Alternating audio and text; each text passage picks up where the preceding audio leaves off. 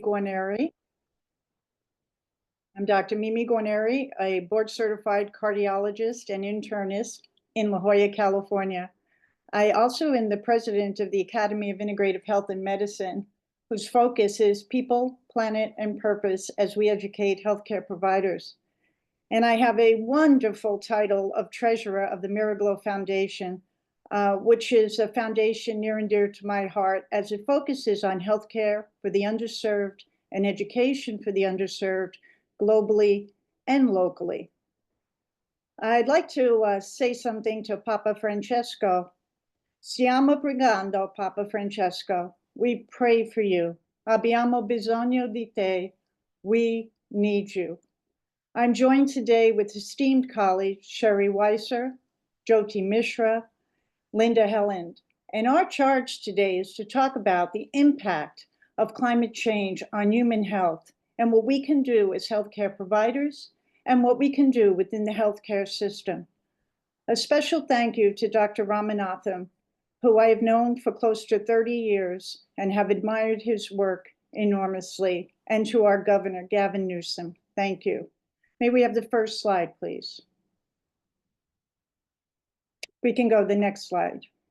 As a cardiologist, as an internist, I was really frightened by the 1995 Millennium Assessment, which reminded us that human actions are depleting Earth's natural capital, putting such strain on the environment that the ability of the planet's ecosystems to sustain future generations can no longer be taken for granted. This was 1995. Fast forward to the Lancet Climate Countdown 2024, reminding us that we are facing record-breaking threats because of our delayed action. As a cardiologist, I have to think about the impacts of climate health right now, hard to believe, in La Jolla, California, whether it's vector-borne illness, where I've diagnosed dengue, where I've diagnosed West Nile virus, impacts on respiratory illness, cardiovascular disease, or as we just saw in Los Angeles, and you'll hear more from Dr. Mishra, the impacts of anxiety, stress, depression, and suicide for those who have lived through climate crisis. Next slide. We now know that air pollution is linked to almost 7 million premature deaths annually, and 85% of air pollution deaths are caused by non-communicable diseases. Our healthcare system cannot withstand this burden, and actually this is an impediment to us achieving universal healthcare. Environmental research reminds us that high-level particulate matter 2.5 after 40 years of age is linked to the things we see every day in our cardiology practice: metabolic syndrome, hypertension, diabetes, cardiovascular disease. Next slide. Hot off the press, January 2025, American College of Cardiology, ozone pollution exposure induces hypoxia and contributes to cardiovascular injury. So while we're talking about diabetes and high blood pressure for cardiovascular disease, we really have to be thinking about our environment. Next slide. We just sustained the Los Angeles fires, and our heart goes out to our neighbors. We now know that wildfire smoke, which is a mixture of particulate matter 2.5, nitric oxide, ozone, aromatic hydrocarbons, even lead, intimately linked to cardiovascular disease, respiratory disease, and cancers. Next slide.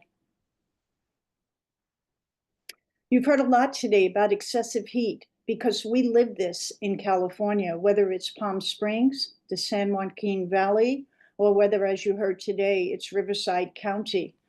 This is real. And if we look at this across the country, 512 billion potential work hours, agriculture, construction service, manufacturing, industries, and so on are lost due to heat exposure. This is billions and billions of dollars. We have to be ready. Next slide. Maternal child health. It is the most vulnerable and the youngest who are at the greatest risk. In 2021, more than 700,000 deaths occurred in children under the age of 5, and these deaths were linked to air pollution, representing 15% of all global deaths in children under the age of 5. Next slide. You'll hear more about mental health. Climate change impacts mental health through many pathways. For people that have pre-existing mental health conditions, for people that have lived through extreme weather events, fire causing stress, anxiety, and depression. Air pollution itself, this has been proven, is associated with depression and with suicide. Again, we're talking about billions of dollars, but we're really talking about human loss and loss to humanity. Next slide. I never thought I'd have to learn about vector-borne illness as a cardiologist, but we now know that Zika, dengue, West Nile, chikungunya are moving up north from the south as the climate changes. How is it linked to the heart? Myocarditis, pericardial disease, vasculitis, and a host of other diseases. For the first time, we are seeing cases of valley fever rise in California. The number of valley fever cases has increased 5-fold from 1998 to 2016. And this is the result of climate change. Next slide. We can't not mention the effect of toxins in the soil, persistent organic pollutants, bisphenol A in our cans, all of these causing diabetes, damage to the pancreas, and obesity, obesogens, everything from sugar to BPA, naphthalates. This all has to be factored in when we start looking at how can we create a healthier world. Next slide. Persistent organic pollutants directly linked to diabetes, insulin resistance, and mitochondrial dysfunction. Next slide. For the first time ever in my literature, Journal of Circulation, heavy metal exposure finally linked to cardiovascular disease. I never thought I would see the American College of Cardiology call for prevention strategies, including chelation therapy, vitamins, antioxidants. Next slide. So at the end of the day, we have extreme temperature, heat stroke, heat exhaustion. We have wildfire smoke filled with contaminants. It was sad to me to see in LA all the news images of people trying to leave barely with face masks on. Air pollution, vector-borne illness, herbicides, pesticides, and toxins. Climate change is creating a human health crisis. Next slide. The impacts of drought. Just look at the San Joaquin Valley. Water scarcity is food scarcity, mental health. And of course, we have to think about our most vulnerable populations, the elderly, young children, people like my patients with pre-existing health conditions, respiratory illnesses, cardiovascular disease, and our low-income communities. And we saw these communities suffer with COVID-19. Next slide. Jamie Harvey and I put the slide together for our chapter in the climate textbook put out by the Pontifical Academy. And I think it sums up the way we need to think. We have to think systemically. We have to look at what do we subsidize? What do we pay for? For example, are we paying for CAFOSs and agriculture that's making the greenhouse gases worse? Are we paying for monoculture farming, putting more soybeans and corn into our food? The greenhouse gases, of course, have health impacts. We just went through those. But right next to the greenhouse gases having a health impact, we have the health impact of healthcare itself. And you're going to hear more about that in the next talk from Dr. Sherry Weiser. Thank you very much, Mimi, and it is truly an honor to be here. Next slide. Keep going. Next slide. Next slide. I don't think these are my slides. Keep going. Yeah, keep going. Keep going on the slides, and we'll get to your slides. Those are the end slides. Yeah. It's okay. We thought we had this worked out, but a little glitch is okay. We can handle it. Okay. So there we go. And you can go to the next slide, please. Great. So I will talk a little bit about our work at the UC Center for Climate, Health, and Equity, which was founded in 2020.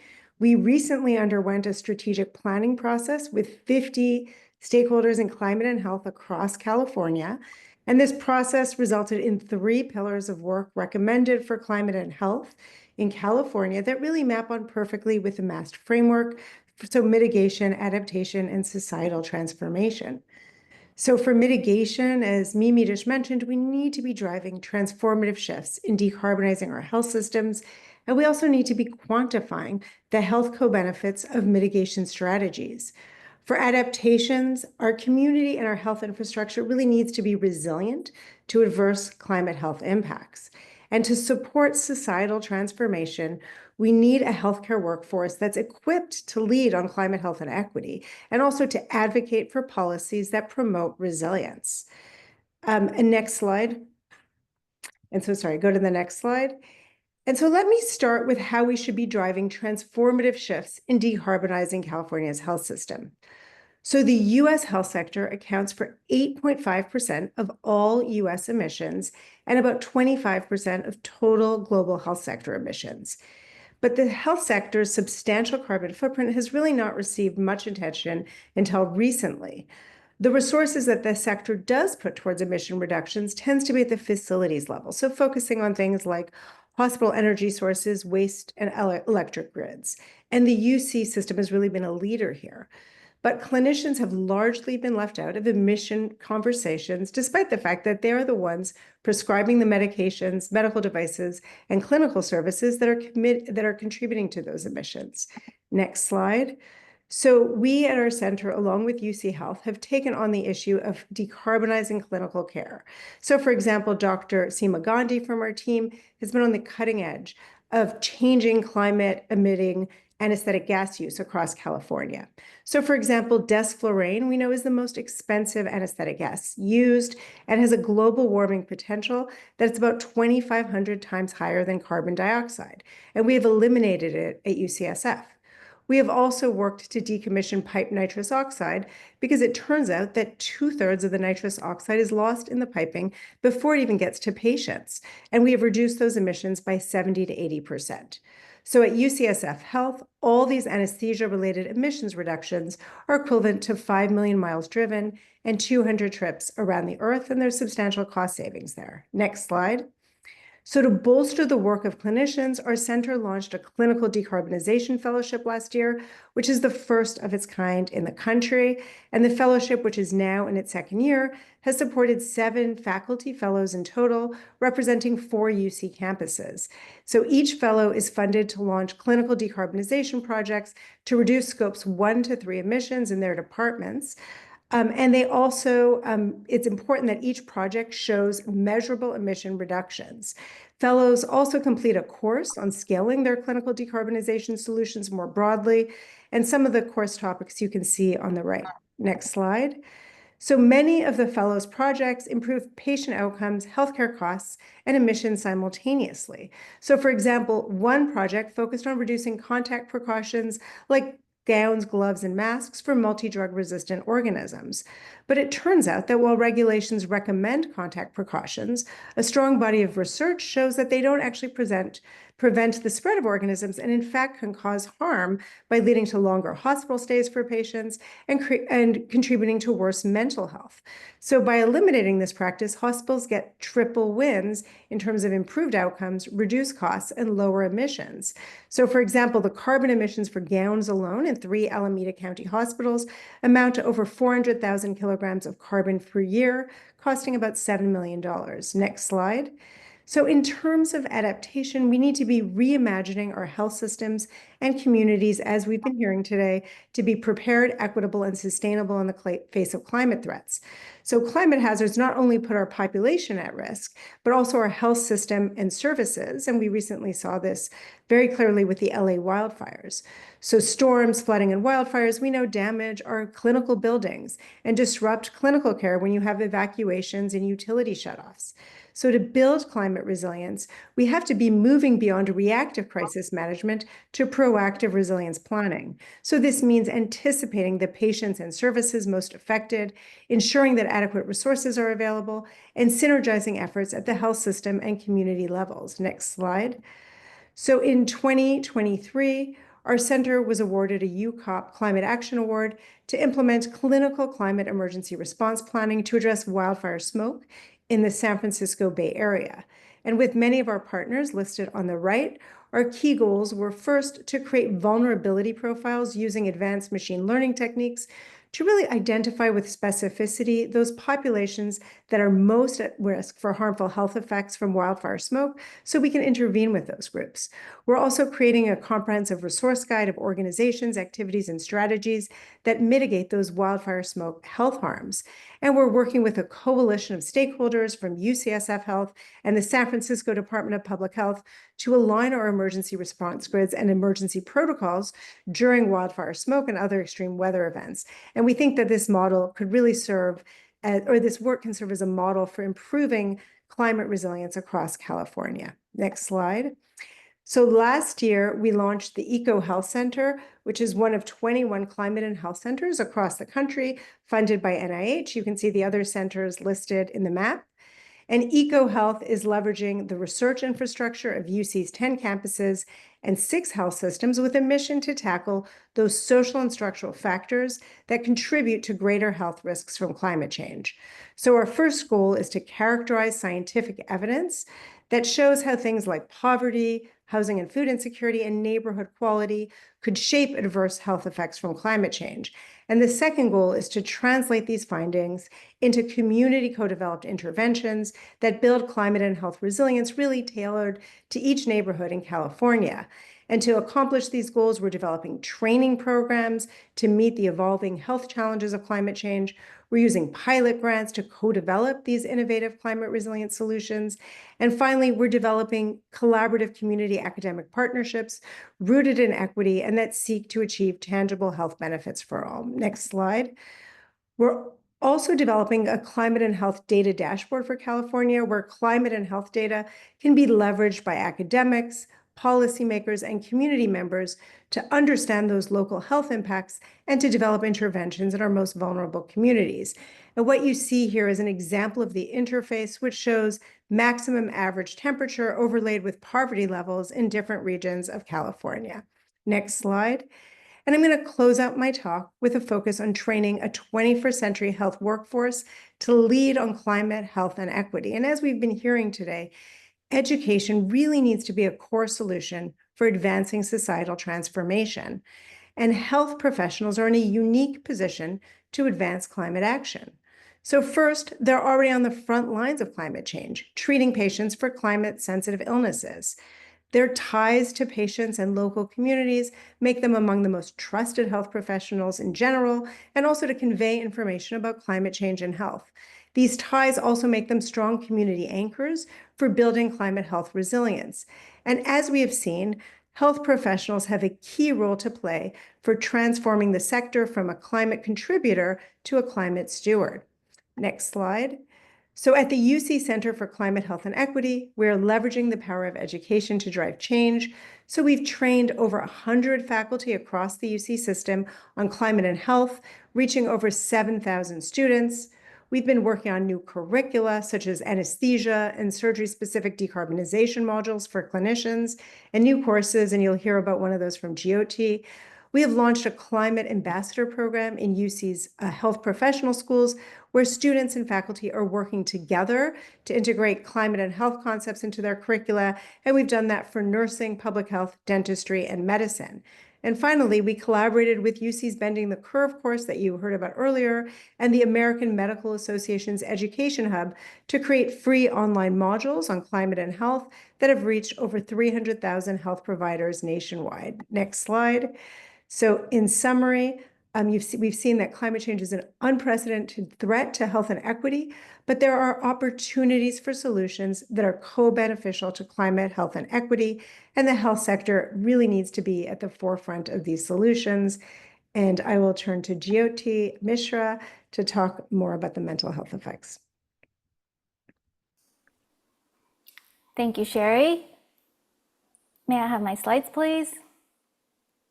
Thank you. I will talk to you about climate mental health resilience. Next slide. And this work that I'm going to present to you today is inspired both my previous generations, Dr. Ramanathan and my family, and my future generations, my son pictured here, who's very much active in climate solutions and climate education for kids. And we do this because this is the duty of all generations. So representing mental health, the picture for mental health globally is not pretty. When you look at the stats, even without climate change, there are only about 10 mental health care workers per 100,000 population. There's 1 billion people across the world living with mental health disorders.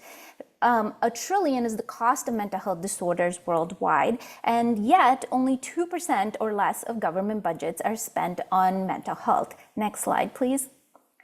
And when we think about climate extremes, such as the wildfires that California has been experiencing, as well as floods, such as the atmospheric rivers that happened at about the same time as the LA fires hit us this year. And those burdens are exacerbating the mental health care cost burden. Next slide, please. So my work here in this domain actually started with looking at the mental health impacts of California's deadliest wildfire to date, which was the Camp Fire. At the time, it was described as the worst disaster, hands down, by the FEMA administration, as well as being described as a war zone by Governor Jerry Brown. Next slide, please. What our work unveiled was that when we look at the mental health impacts, we saw post-traumatic stress disorder, depression, anxiety, and these statistics really engulfing 35% of the affected community. And what I would also like to point out that this mental health burden is long lasting. We were making measurements 6 months to a year after the wildfires themselves, and others have shown that even years after a disaster such as this, there can be long lasting mental health impacts. Next slide, please. We went on to show that there's not just evidence for symptom changes related to climate extremes, but also changes in cognition. As shown here, we showed evidence that people were suffering from high distractibility. Therefore, that led to poor focus in our daily lives, and people were unable to focus on the jobs that they did on a day-to-day basis, as well as poor decision making. There's so many important decisions that one needs to make after a disaster and rebuild our lives. So these cognitive faculties being affected can be a severe deterrent to rebuilding. Next slide, please. My group was the first to show the phenomena of the fire brain because we were able to bring neuroscientific tools to our communities, and with the support of our community stakeholders, we measured how our brain is changing in the context of these fires. You are seeing the image on the right of a fire-exposed brain relative to non-exposed age and gender and socioeconomically matched individuals. The fire-exposed brain is highly intense in color. What's that showing to you is that it is hyper-aroused, hyper-alert, as if anything in the environment could be threatening to that brain, to that person.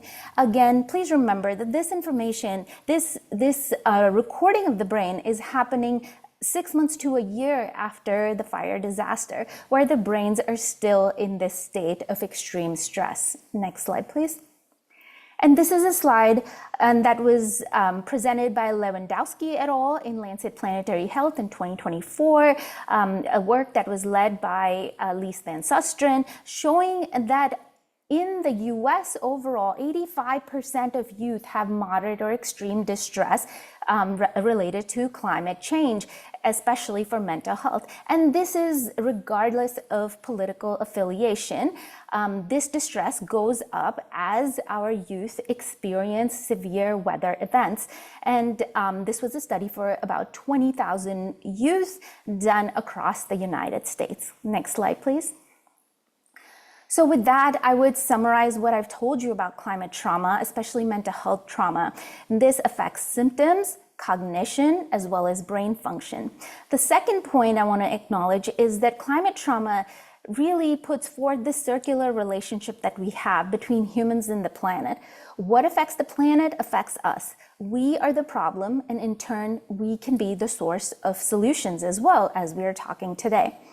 Finally, climate trauma represents a form of trauma that intersects with all other traumas. It adds a layer of disadvantage to communities that face the worst of climate change and have yet done the least to cause it. This is a huge equity issue that my next presenter will talk about, which is Linda Helland. Next slide, please. So from here, I want to really talk to you about building resilience, addressing climate mental health trauma and distress.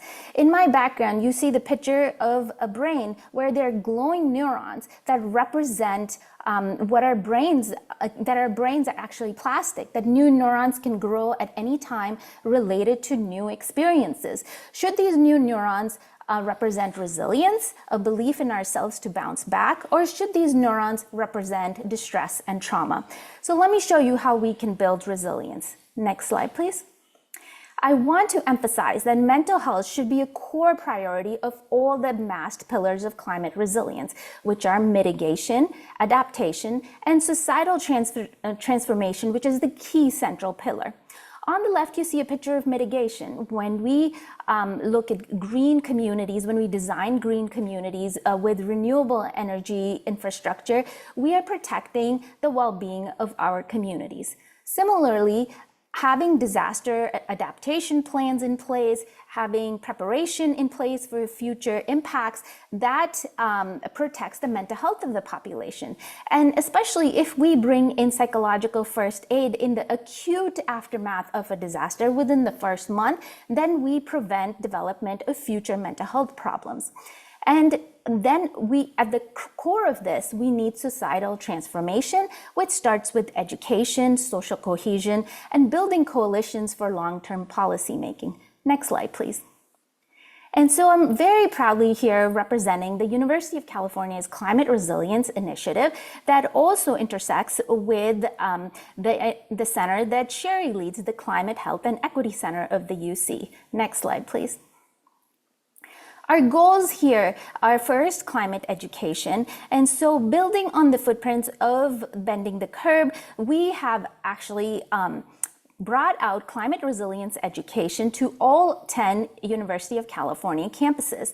For us, the focus is mental health, and so our initiative leads a development of inner resiliency skills, such as strengthening our inner beliefs and the ability to bounce back with mindfulness, empathy, active listening to others, and then also being engaged in outer action. How can we be good stewards of our environment, how we can engage with communities and others together to build social cohesion and work towards greater climate action.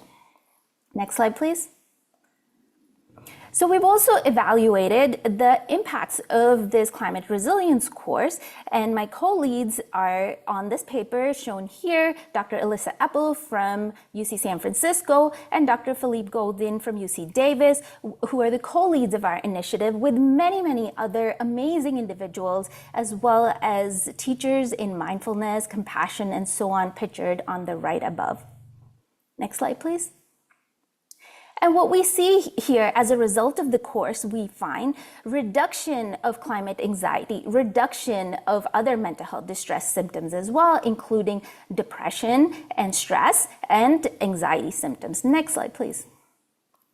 And finally, we see improvements in collective action and community cohesion. This slide, the bottom is inaccurate. It did not translate properly, but what this is showing is that actually the skills of community cohesion were increased, as well as nature connectedness was increased as a result of the course. Next slide, please.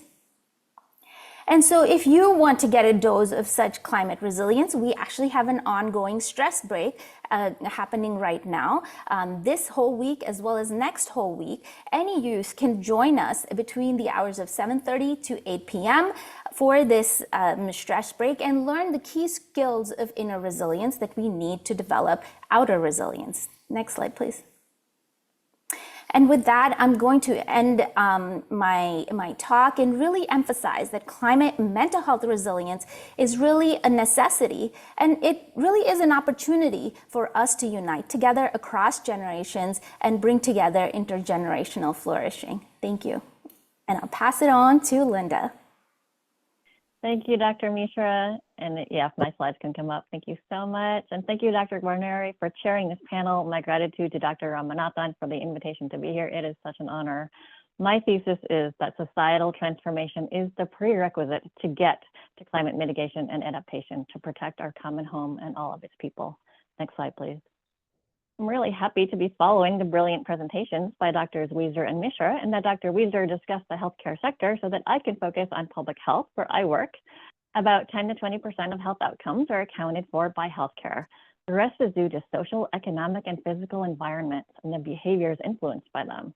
The Institute of Medicine tells us, last slide, thanks, that public health is what we as a society do to ensure the conditions in which people can be healthy. So we at the California Department of Public Health provide a climate, health, and equity in all policies lens to climate change work to reduce greenhouse gas emissions and build resilience to climate impacts by reducing underlying inequities in living conditions for and with frontline communities. Next slide. As we heard from Dr. Guarneri, the climate crisis touches all aspects of our health and well-being, affecting basic needs of clean air, food, water, shelter, and safety. And as we heard from Dr. Mishra, all these impacts take a toll on the mental health of Californians, as shown in the cross-cutting pink circle here. Next slide. And while climate change affects us all, people experiencing inequities are usually hurt first and worst, as we saw in Los Angeles, where Black communities, elderly, and people with disabilities suffered disproportionately. Next slide. Despite the mounting health impacts of climate change, addressing climate change represents an opportunity to improve living conditions and health outcomes through no-regret climate measures that can reduce emissions, increase health, and address inequities. Some of the no-regret climate measures include creating living wage, low-carbon jobs, reducing driving and increasing physical activity through affordable, transit-oriented, and infill development that keeps pollution away from people, creating healthy local food systems, trees and greening like Andrew talked about earlier, energy efficiency, weatherization, and increasing community power in decisions. Next slide.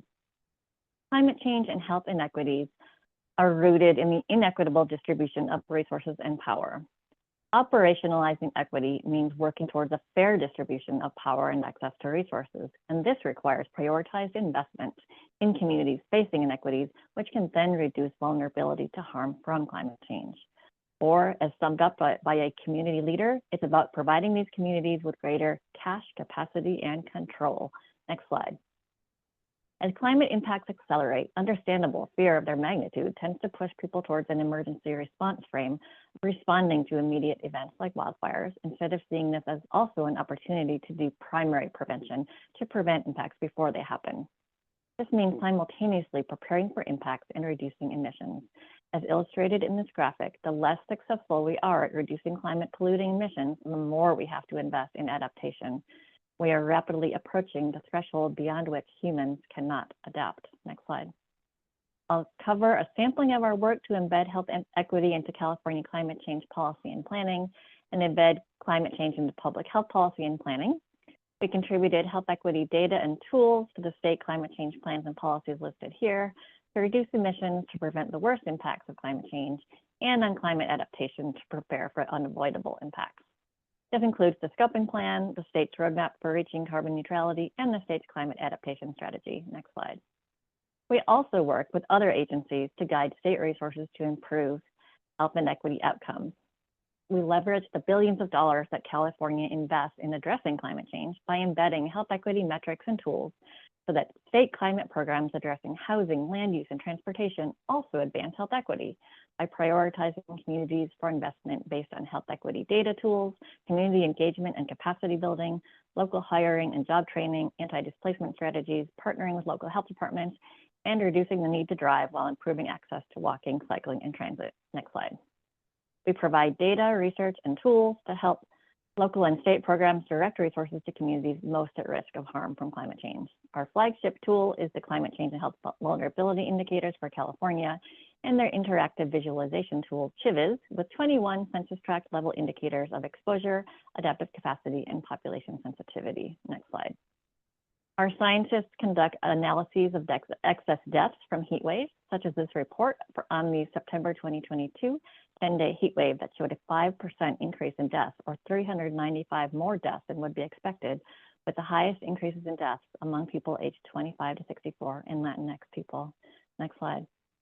We've submitted questions on the health impacts of climate change to two major surveys, the California Health Interview Survey and the Behavioral Risk Factor Surveillance Survey. A couple of key results include that 51% of California households experienced a heat wave in the last 2 years, and extreme weather harmed 22% of California households' mental or physical health in the last 2 years, and almost 30% of teens reported that climate change made them feel nervous, depressed, or stressed. Next slide. We're establishing a statewide syndromic surveillance system to provide near real-time data from emergency departments about the health conditions seen, provide early warnings of heat-related illness cases and other climate-related conditions. Next slide. We do a lot of communications and guidance on heat and smoke, including on staying safe in heat for schools and priority populations, and a heat planning guide for local health jurisdictions. Next slide. Our local assistance unit supports tribes and local health jurisdictions to address the health impacts of climate change. We're currently funding 3 tribes to complete climate-related plans, including a tribal heat mitigation planning starter kit. Next slide.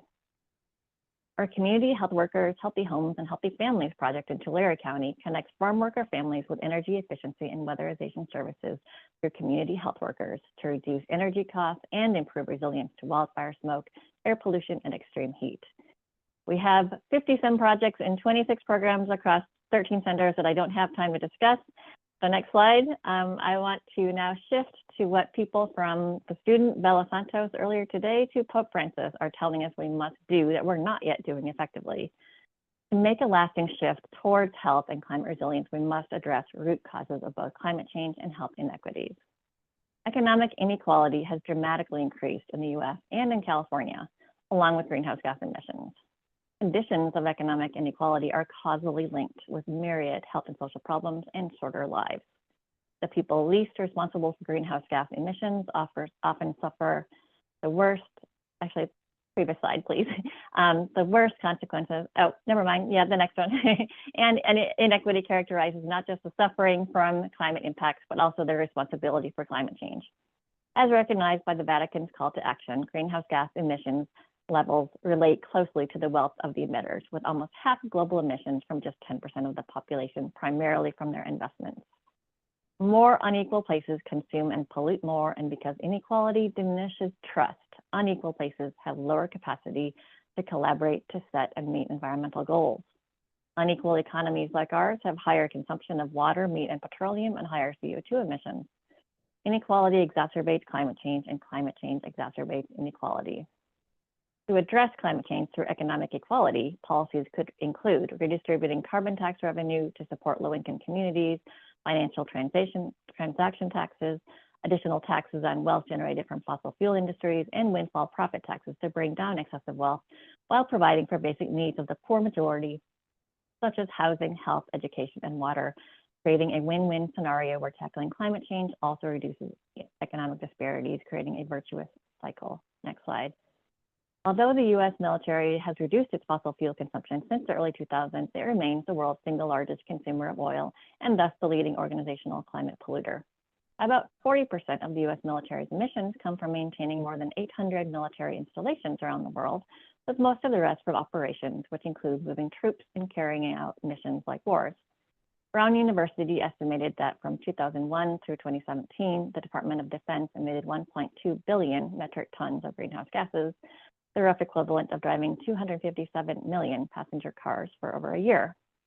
Pope Francis has repeatedly called war a crime against humanity, as wars kill mostly civilians, mostly children, through indirect deaths from disease, malnutrition, injury, and maternal and newborn complications. Just the wars on Afghanistan, Pakistan, Iraq, Syria, and Yemen killed an estimated 4.6 million people since 2001. Solutions could include closing unneeded bases, ending and preventing US wars, and cutting weapons manufacturing. These solutions would dramatically reduce emissions, suffering, and death, and allow for hundreds of billions of dollars to be reallocated to climate action and meeting human needs. Next slide. Pollutants from producing and burning fossil fuels not only change the climate, but also contribute to early death, heart disease, stroke, respiratory disorders, that are linked to autism, Alzheimer's, adverse birth outcomes, and various cancers. Governor Newsom has taken leadership pushing back on the excesses of the fossil fuel industry, including today at the UN Climate Ambition Summit, and repeated this afternoon. He said, pollution is theft. This climate crisis is a fossil fuel crisis. It's not complicated. It's the burning of oil, it's the burning of gas, it's the burning of coal, and we need to call that out. For decades, the oil industry has been playing each and every one of us for fools. Their deceit and denial has created the conditions that persist here today. And Pope Francis's encyclical, Laudate Deum, says the abandonment of fossil fuels is not progressing fast enough.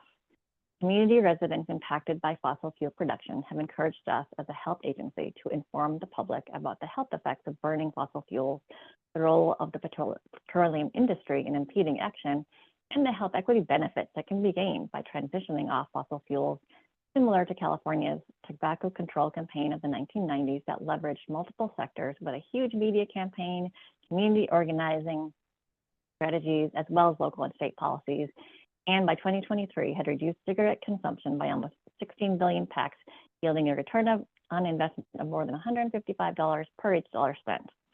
And next slide, finally, let's remember the humans. Often we think only of infrastructure when it comes to climate change, but why does that infrastructure matter? Because it impacts human lives. So we must transform society and our economy to be successful at mitigating and adapting to climate change, and leverage the trusted voice of health professionals, particularly nurses, whom the public trusts. Concern about human health is a potent motivator for climate action. There's a huge health sector workforce that can be talking about climate change in every doctor's office and local community who are seeing climate health impacts and want to address them. Thank you.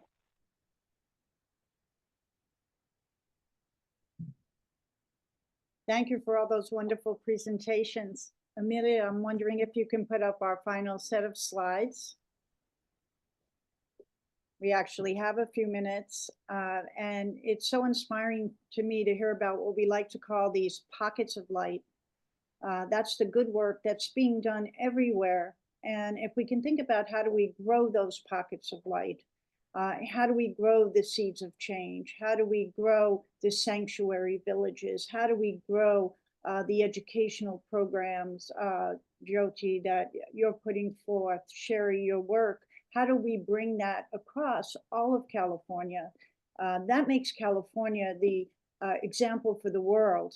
COP29 resulted in the World Health Organization saying this: health is the argument for addressing the climate crisis. It is what we have. Without our health, we have nothing. And without a healthy planet, we don't have health. Let's go to the next slide.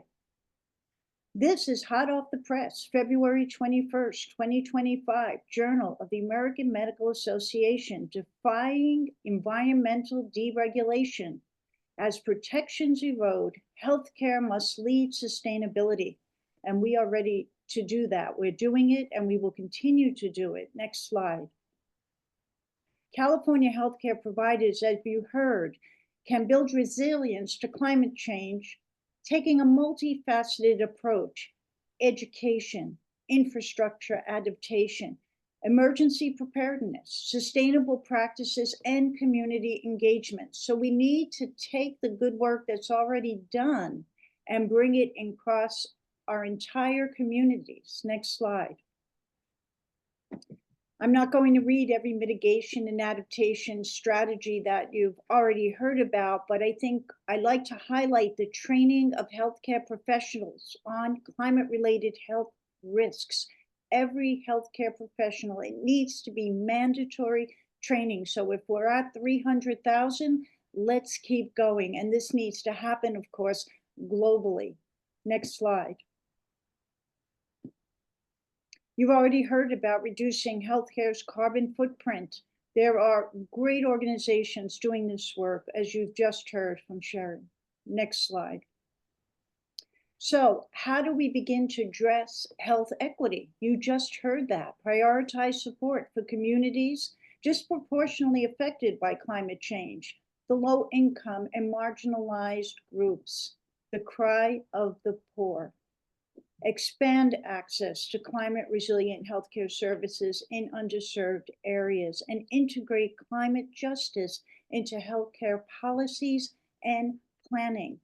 Healthcare providers in California can ensure that we are ready to get up and go and move, not only when there is a crisis, but to work to know how to act before a crisis. Next slide.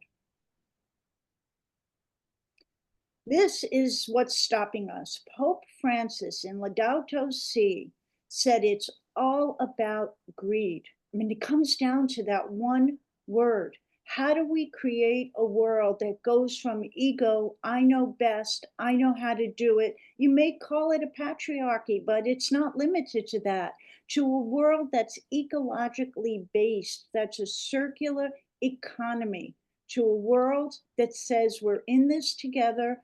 How do we work together to identify our problems and solve our problems together? You saw a beautiful example of that in the sanctuary villages by Dr. Foreman. Next slide. We need to move away from an extraction economy, and not just in words. We need to do it with our money. We need an economy that supports life. We need a regenerative economy. What do we subsidize? Where do we put our money? I was so happy to hear the talk on California with creating jobs, 7-to-1, clean energy jobs. This is terrific, and this is the way we need to go. Next slide. So we have a lot happening in California as it relates to the healthcare communities. And I really believe that if we were to start to map the field, if we were to take all the pockets of light you just heard about, the great work that's being done in public health department, that's being done educating providers, that's being done in equity, if we were to take all those pockets of light and grow them, we need to have everybody in our communities, public and all healthcare providers, recognizing the connection between human and planetary health. We need to enhance the health of our communities through public health campaigns and services. If we're going to have a planet that's not healthy, we're never going to be able to cure cardiovascular disease or respiratory disease, lung disease, and so on. We need to have communities that are ready to respond, teams and networks with full integration of healthcare providers in response networks that are coordinated throughout all of California. The work that's being done in San Francisco, for example, let's have that everywhere. Let's continue to decarbonize healthcare. And let's do something a little bit different. Let's look at the economy. You've heard about that. You can do good and you can still make money. Conscious purchasing from for-benefit corporations as much as possible. Conscious purchasing from corporations that use sustainable and regenerative practices. Reuse, don't just rebuy everything. California should think about taking all of these beautiful pearls and pockets of light and create an office of societal transformation that works throughout every public health department throughout California to focus on achieving these goals. At the end of the day, we need an economy that's in service to the sacred, an economy that supports human life and the life of the planet. And as we learned from World Health Organization and what came out of COP29, health is not negotiable. So we thank you for your time, and we can pose a few questions and take a question or two. Thank you, everyone. I'm sorry, I don't think we have time for questions, but we will, if there are questions, please share them over here or in the chat, and we'll be sure to share them with you and send the answers back. Thank you so much. That was a challenge, but we made it through. We're gonna close the session now and move to the last one. So thank you, everyone. Thank you. Thank you. Bye. Thank you.